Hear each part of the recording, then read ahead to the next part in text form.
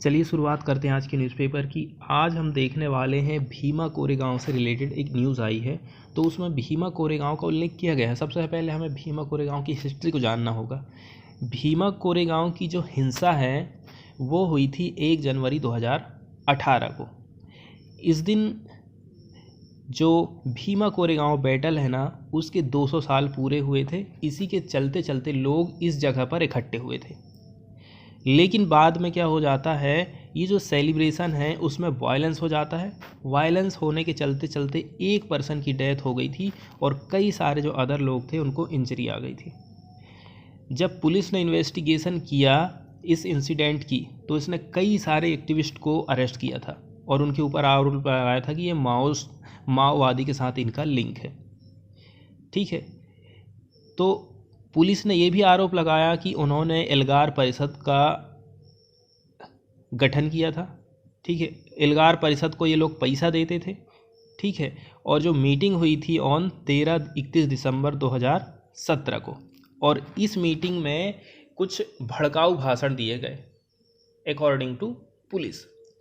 अब जिन लोगों को अरेस्ट किया गया था अगस्त 28, 2019 को, उनमें राइटर भी शामिल थे, पोएट शामिल थे, जैसे कि Vara Rao, lawyer and activist Sudha Bharadwaj, academic and activist Vernon Gonsalves and human right activist Arun Ferreira and Gautam Navlakha.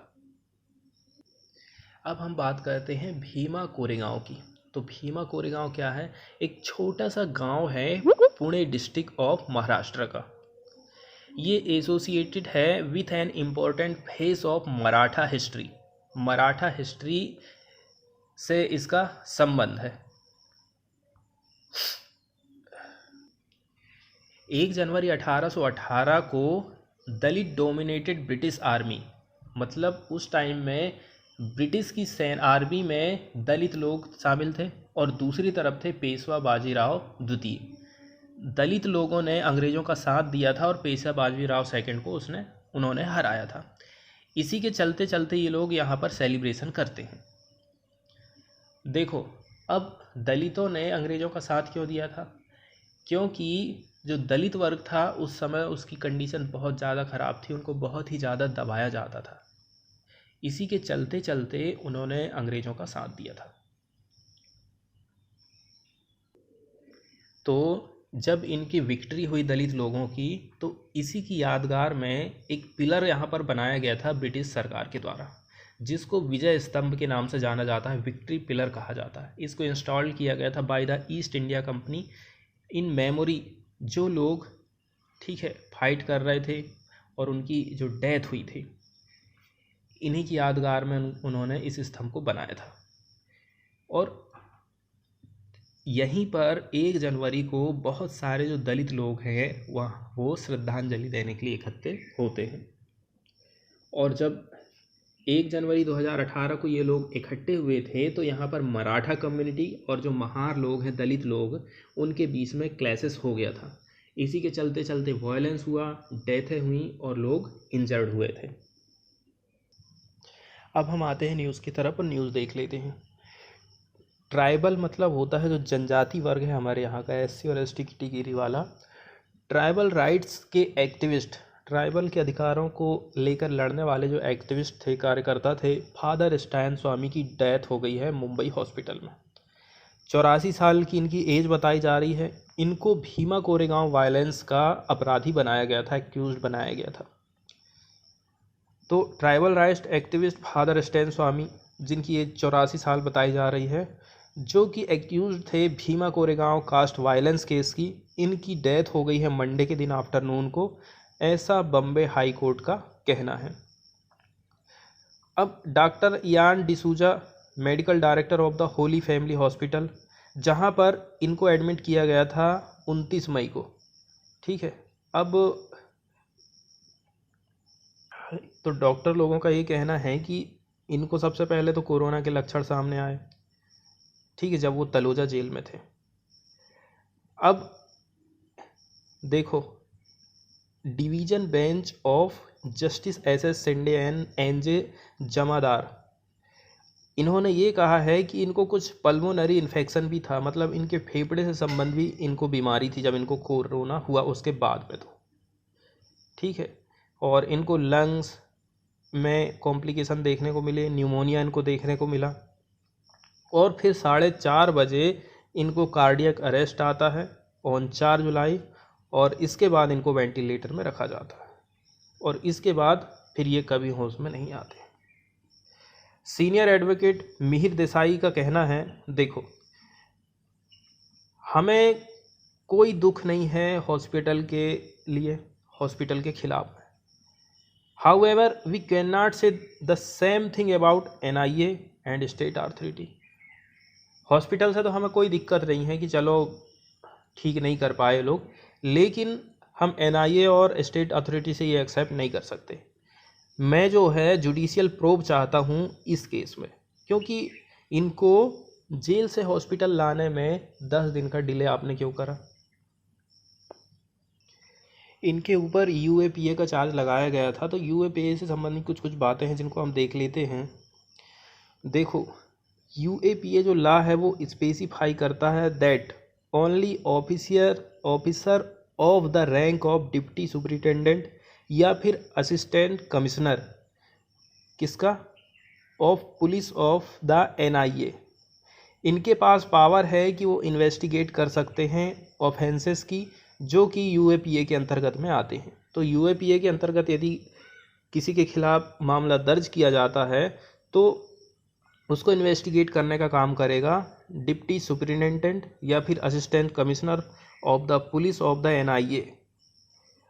अब देखो ये जो बिल है वो अलाउ करता है NIA officer of the inspector rank to carry out investigation. NIA officer यदि इंस्पेक्टर रैंक का है तो वो भी इन्वेस्टिगेशन को कैरी आउट कर सकता है। ऑलरेडी से ये जो बिल है मौजूद था, कानून मौजूद था, लेकिन इसमें संशोधन किया गया है 2019 में, जो कि टेररिस्ट एक्टिविटी से लड़ाई करने का काम करता है ये कानून। अब इसमें ये बात बताई गई है कि इस कानून में किसी पार्टिकुलर व्यक्ति को टेररिस्ट घोषित किया जा सकता है, लेकिन जो अपोजिशन वाली पार्टी है, सिविल लिबर्टीज़ लॉयर है, इन्होंने इसका बहुत ज़्यादा क्रिटिसाइज़ किया था। ठीक है, क्रिटिसाइज़ ये किया था कि इस बिल का जो यूज़ है वो टारगेट किया जा सकता है ऐसे लोगों को जो सरकार की योजनाओं से, सरकार से सहमति नहीं है, सरकार की आलोचना करते हैं। ठीक है, और जो सिविल राइट्स है लोगों के वो वायलेंट होंगे। तो जो फादर स्वामी हैं ये सफ़र कर रहे थे from the Parkinson's disease. Parkinson's disease जो हमारी नर्व सिस्टम है ना, उससे रिलेटेड रोग रहता है जिसमें हमारे जो अंग हैं उनकी गतिविधि धीरे धीरे ढीली पड़ जाती, अंग काम करना बंद कर देते। इनको अरेस्ट किया गया था UAPA के अंतर्गत अक्टूबर 2020 में फ्रॉम रांची।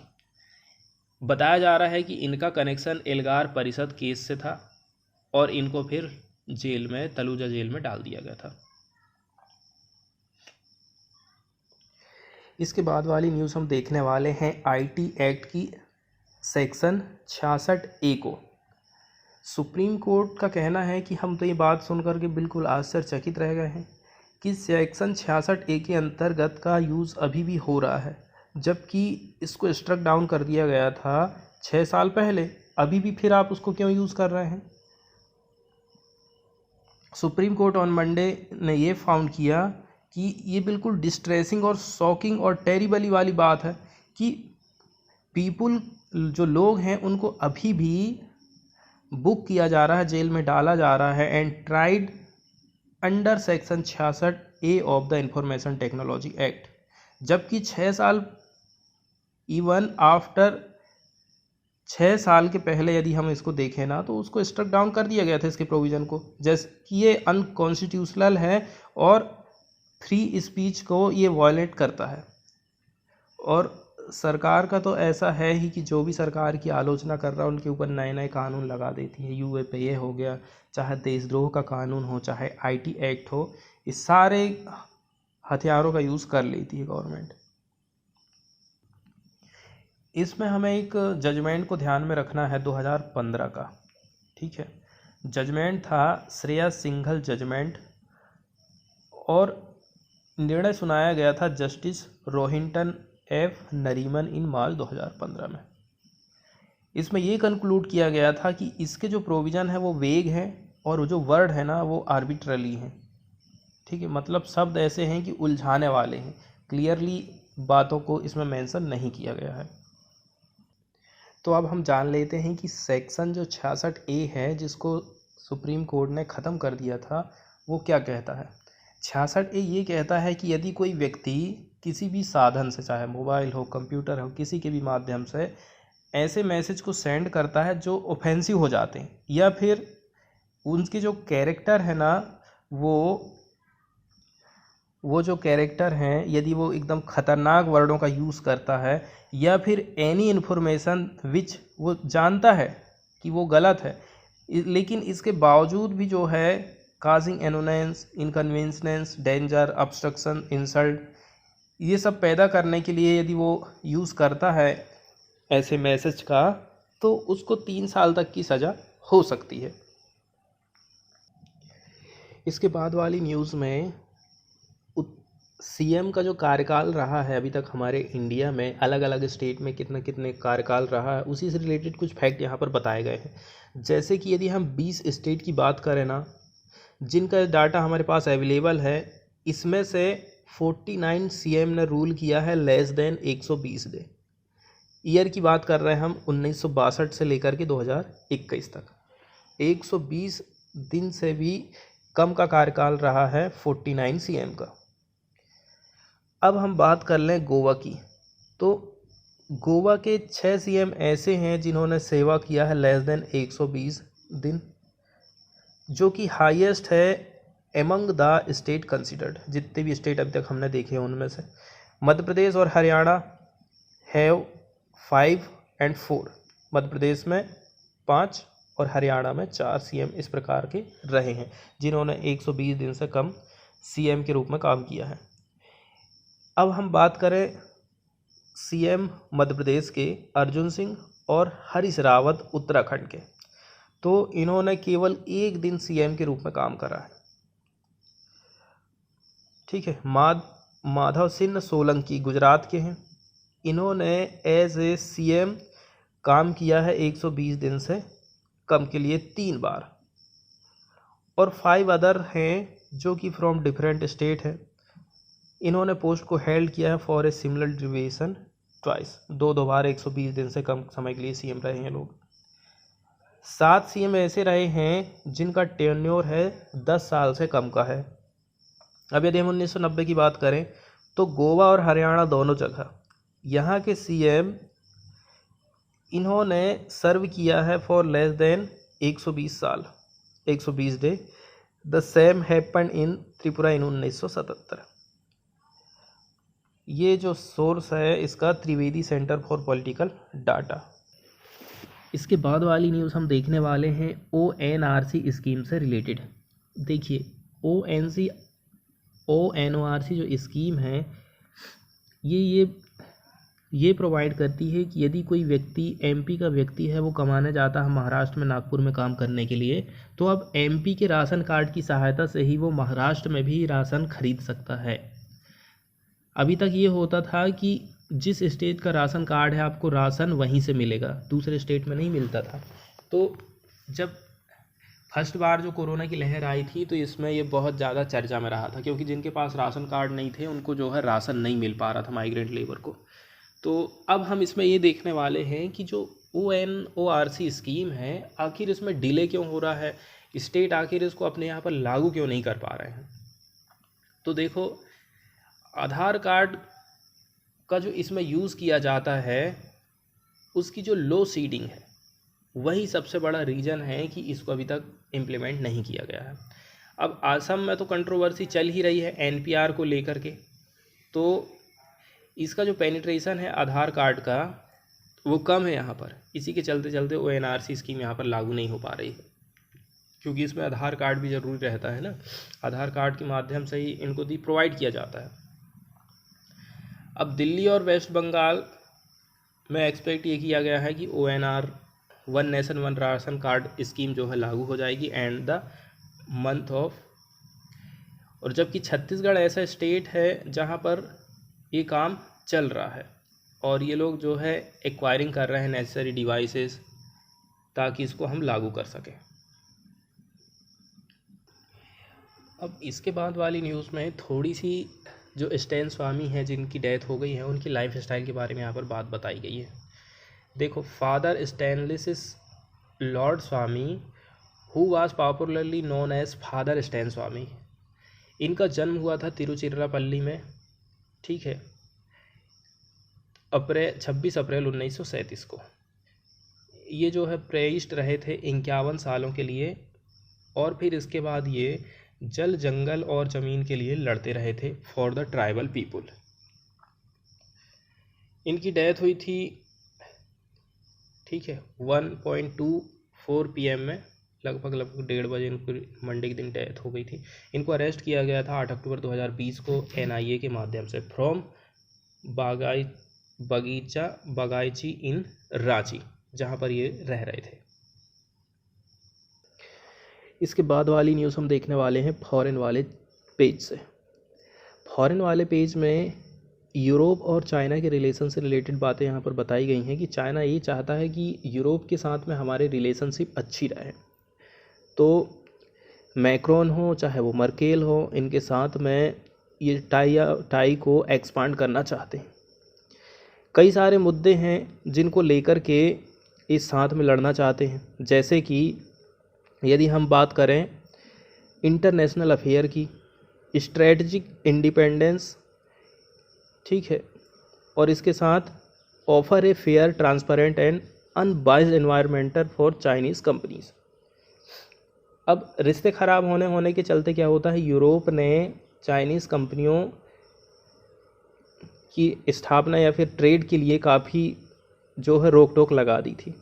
इसी के चलते चलते चाइना चाहता है कि हमने जो सैंक्शन लगाए हैं उसको भी हम लिफ्ट करेंगे और ऊपर से यूरोप जो हमारी कंपनियों को अलाउ नहीं करता है वो भी सामने से उधर उसको सॉल्व करे। इन्होंने आल्सो डिस्कस किया इंटरनेशनल ट्रेड को रिलेटेड, क्लाइमेट प्रोटेक्शन और बायोडाइवर्सिटी के बारे में, ठीक है। और इनका जो कन्वर्जन रहा उसमें ये भी बात बताई गई कि हम कोरोना से कैसे लड़ सकते हैं, ग्लोबल वैक्सीन की सप्लाई हमको करना है और इंटरनेशनली तथा जो रीजनल इश्यूज़ हैं इनसे हमको लड़ना है। मई के महीने में यूरोपियन पार्लियामेंट ने हाल्ट कर दिया था new investment pact with China. कोई भी न्यू इन्वेस्टमेंट पैक्ट चाइना के साथ में हाल्ट मतलब रोक दिया गया था यूरोपियन यूनियन के द्वारा। अब जब तक कि बीजिंग सेक्शन को हटाता नहीं है यूरोपियन यूनियन से, तब तक ऐसा यूरोपियन यूनियन ने किया था कि जब तक हमारे ऊपर जो सैंक्शन लगे उसको आप नहीं हटाओगे तब तक हम भी जो है आपको अलाउ नहीं करेंगे हमारे यहाँ। इसके बाद वाली न्यूज़ हम देखने वाले हैं फॉरेन वाले पेज से ही इजराइल के बारे में। तो इजराइल को पूरे वर्ल्ड के मैप में हम देख लेते हैं कहाँ पर स्थित है। तो ये अपना हो गया एशिया, ये यूरोप और ये अफ्रीका। तो ये आप देख रहे हैं यहाँ पर स्थित है इजराइल। अलग अलग यदि हम महासागरों की बात करें तो इजराइल के नॉर्थ में यदि आप जाओगे तो ब्लैक सी है नॉर्थ, और यदि आप पूर्व की तरफ बढ़ते हो तो कैस्पियन सागर, अरल सागर, और यदि हम इसके पश्चिमी वाले तट की तरफ जाएंगे तो मेडिटेरियन सी स्थित है। नीचे तरफ आएंगे इजराइल के तो रेड सी स्थित है, और यदि पूर्व और दक्षिणी वाले हिस्से की तरफ आते हैं तो अरब सागर और गल्फ ऑफ अडेन स्थित है। यदि हम जो 23.5 डिग्री वाली नॉर्थ वाली जो रेखा है, कर्क रेखा, उससे देखें तो इसकी पोजीशन ये उसके ऊपर में पड़ता है, ठीक है। और इंडिया से इसकी पोजीशन देखें तो इंडिया से ये पश्चिमी वाले हिस्से में पड़ता है। अब हम यदि पार्टिकुलरली इजराइल का मैप देखें तो ये जो डार्क कलर आप देख रहे हैं, ये वाला कलर, यही है इजराइल देश। इजराइल के यदि हम पूर्व की तरफ जाते हैं तो ये बाउंड्री शेयर करता है अपनी डेड सी के साथ में, और वेस्ट बैंक के साथ में अपनी को बाउंड्री को शेयर करता है नॉर्थ वाला, और जो इसका पूर्वी वाला हिस्सा है उस तरफ से। और भी यदि आप नॉर्थ की तरफ बढ़ोगे तो पीला पीला जो दिख रहा है वो है लेबनान के साथ अपनी बाउंड्री को शेयर कर रहा है। इसके अलावा मेडिटेरियन सी इसके पड़ता है पश्चिमी वाले तट पर, और यदि हम जाएंगे इसके पूर्व की तरफ, पूरब और दक्षिण, पूरा नॉर्थ से लेकर के इसके साउथ तक, तो काफ़ी लंबी बाउंड्री अपनी शेयर करता है जॉर्डन के साथ में। थोड़ा सा हिस्सा ये गाजा के साथ में शेयर करता है। और नीचे यदि हम चले जाएंगे तो एकदम दक्षिण में गल्फ ऑफ अकाबा ये दिख रहा है आपको ब्लू कलर से, उसके साथ में भी अपनी बाउंड्री को ये शेयर करता है। अब आते हैं हम न्यूज़ की तरफ और न्यूज़ देख लेते हैं। देखिए, इजराइल एक कानून है वहाँ का 2003 में जिसने उसको बनाया था, उसको वो नया कर सकता है। कानून क्या है?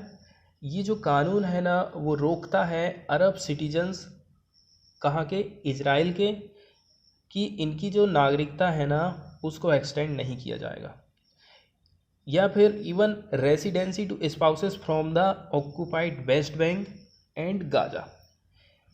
ऑक्यूपाइड वेस्ट बैंक है और जो गाजा है वहाँ के रेसिडेंसी वाले स्पाउसेस हैं, इन पर भी ये लागू होता है। लेकिन इसमें बात वही हो जाती है ना, इजराइल में जो अरब कम्युनिटी के लोग हैं वो इसका विरोध कर रहे हैं, क्योंकि अरब जो माइनॉरिटी है वहाँ की, उनका डेवलपमेंट नहीं हो पाएगा, इसमें उनको एक प्रकार से दबाया जा रहा है, इसलिए इसकी बहुत ज़्यादा आलोचना हो रही है।